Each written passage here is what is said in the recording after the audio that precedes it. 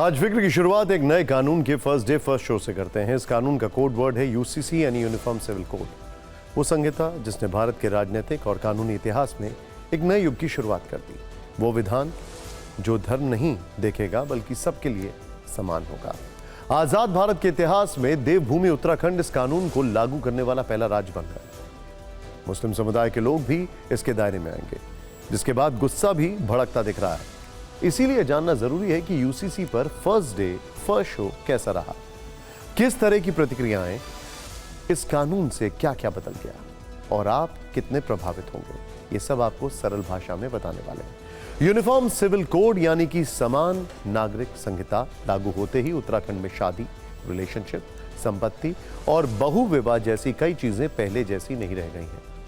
इस विधान के लागू होने के बाद अब सभी धर्मों में विवाह और तलाक पर एक कानून होगा। राज्य में अब हलाला और बहु विवाह पर रोक लग गई है। गुजारा भत्ता और उत्तराधिकार में सभी धर्मों के लिए समान कानून लागू होगा। तलाक, शादी और लिव इन रिलेशनशिप का पंजीकरण अब अनिवार्य हो गया है। शादी के लिए पुरुष की न्यूनतम आयु 21 साल जबकि महिला के लिए 18 साल हो। पति पत्नी के जीवित रहते दूसरी शादी पर रोक रहेगी। संपत्ति में बेटा और बेटी को बराबर का अधिकार मिलेगा। वैध या अवैध संतान में कोई भेदभाव नहीं होगा। गर्भ में पल रहे बच्चे को भी संपत्ति में अधिकार मिलेगा। सभी धर्मों में बच्चों को गोद लेने का अधिकार होगा, लेकिन दूसरे धर्म के बच्चे गोद नहीं ले पाएंगे। इनमें कई प्रावधान ऐसे हैं जिनके दायरे से मुस्लिम समुदाय बाहर थे, जैसे विवाह, तलाक या संपत्ति का अधिकार। अब तक वो पर्सनल लॉ के आधार पर फैसले लेते थे, लेकिन अब उत्तराखंड में ऐसा नहीं होगा। हालांकि अनुसूचित जनजाति को यूसीसी से बाहर रखा गया है। सवाल है कि अगर समान नागरिक संहिता लागू हो गई तो किस धर्म या समुदाय में क्या बदल गया।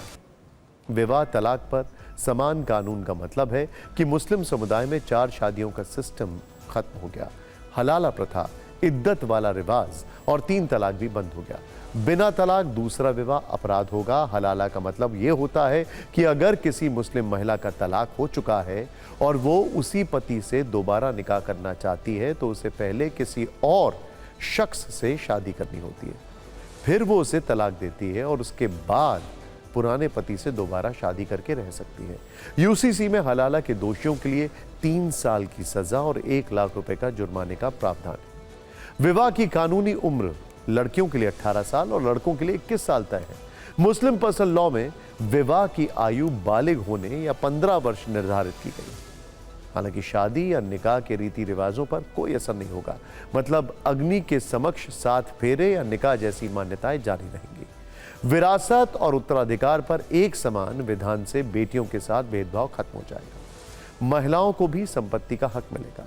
यही नहीं, पत्नी भी गुजारा भत्ता मांग सकेंगी, जिसे लेकर मुस्लिम पर्सनल लॉ में कोई स्पष्ट नियम नहीं है। लिव इन रिलेशन में रहने के लिए माता पिता की अनुमति अनिवार्य होगी। ऐसे कपल को रजिस्ट्रार के सामने रिश्ते की घोषणा करनी होगी। बिना सूचना दिए 1 महीने से ज्यादा लिव इन में रहने वाले पर 10,000 रुपए का जुर्माना लगाया जा सकता है। अगर वो अलग होते हैं तो भी इसकी जानकारी देनी होगी। लिव इन से पैदा हुए बच्चे को वैध माना जाएगा। लिव इन रिलेशन टूटने पर महिला गुजारा भत्ते की मांग कर सकेगी। शादियों और लिव इन रिलेशन का पंजीकरण करवाने के लिए उत्तराखंड सरकार ने एक वेबसाइट बनाई है। रजिस्ट्रेशन के लिए 500 रुपए की फीस देनी होगी। जरूरी दस्तावेज देने होंगे। यूसीसी से एक चीज साफ हो गई है कि सभी धर्मों के लिए मजहबी डिस्काउंट खत्म हो चुका है। एक विशेष समुदाय में बड़ा हंगामा मचा है। पहले भी काफी विरोध हुआ और आज जब यह औपचारिक तौर पर लागू हो गया तब भी भर भर कर रिएक्शन आ रहे हैं।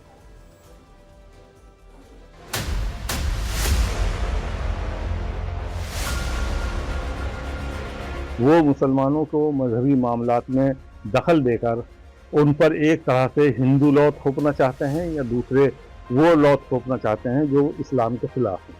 और इसमें वो ज़बरदस्ती की तरीका अपनाए हुए हैं जिसे हम कतई तौर पर पसंद नहीं करते। भारत के लगभग 35 करोड़ मुसलमान सब के सब इसके मुखालिफ हैं। पूरे उत्तराखंड में लागू होता है, लागू किया जाता है और इसमें कहीं भी उस शरीयत के उसूलों से कहीं कोई टकराव नहीं है और समानता है, तो मुसलमान इस यूसीसी को मानेगा और अगर कहीं कुछ ऐसे वसूल हैं जिन पर मुखालफत हो रही होगी शरीयत की, तो फिर ऐसी कंडीशन में मुसलमान बांध नहीं है और उस पर अमल करने के लिए मजबूर नहीं है। यूनिफॉर्म सिविल कोड कतई तौर पर न तो हमारे प्रदेश की ज़रूरत है न हमारे मुल्क की ज़रूरत है। ये बात अलग है कि कुछ सियासी मकासद को हासिल करने के लिए और अपने पॉलिटिकल बेनिफिट के लिए उत्तराखंड में यूनिफॉर्म सिविल कोड को नाफिज करने की बात कही गई है। हालांकि जो यूनिफॉर्म सिविल कोड का खाका है वो यकीनन उस खाके में सिवाय मुसलमानों के हुकूक की तलफी और मुसलमानों के हुकूक को छीनने के और कुछ नहीं है। समान नागरिक संहिता उत्तराखंड में 2022 में हुए विधानसभा चुनाव के दौरान बीजेपी से किए गए प्रमुख वादों में एक था। पार्टी ने सत्ता में वापसी की तो पुष्कर सिंह धामी के नेतृत्व में मंत्रिमंडल की पहली ही बैठक में इसके प्रस्ताव को मंजूरी दे दी गई। उसका मसौदा तैयार करने के लिए विशेषज्ञ समिति के गठन पर मुहर लगा दी गई, जो अब राज्य में कानून का रूप ले चुका है।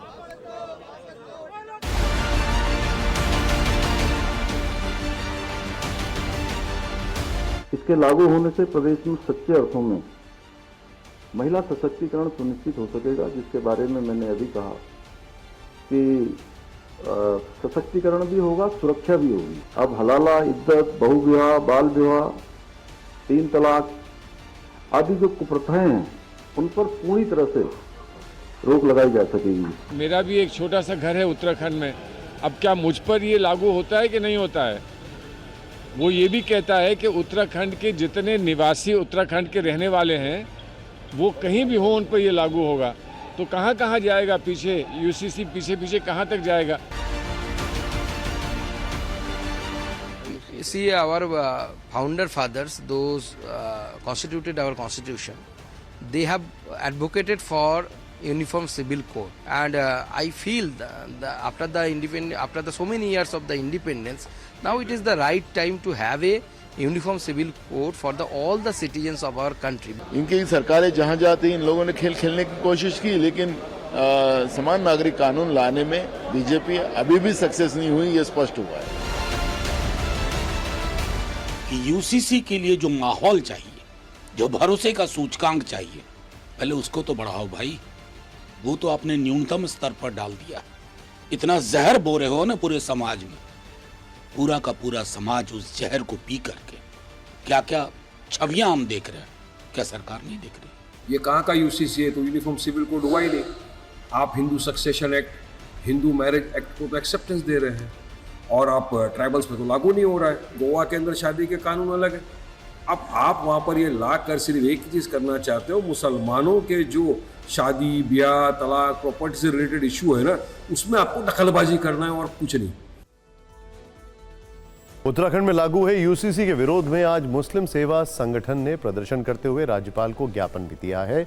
उत्तराखंड में यूसीसी लागू होते ही कुछ अन्य राज्यों की भी चर्चा शुरू हो गई है। असम सहित देश के कई सूबे उत्तराखंड के यूसीसी अधिनियम को एक मॉडल के रूप में अपनाने की इच्छा जाहिर कर चुके हैं। ऐसे में माना जा रहा है कि आने वाले दिनों में कुछ और राज्य संविधान में सुझाए गए इस रास्ते पर चल सकते हैं। संविधान के अनुच्छेद 44 में इस कानून का जिक्र किया गया है।